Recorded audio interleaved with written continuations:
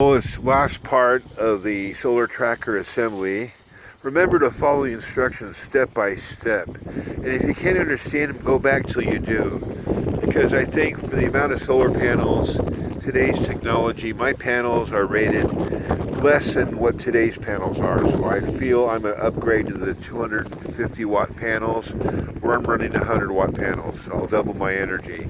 Anyway, a few of these ought to be nice.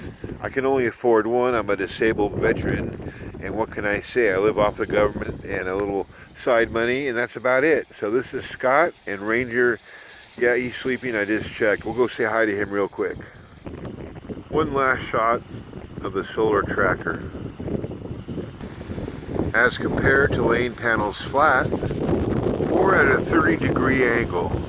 These are the panels I'm moving. Wind power, it's always there. Okay, see you later.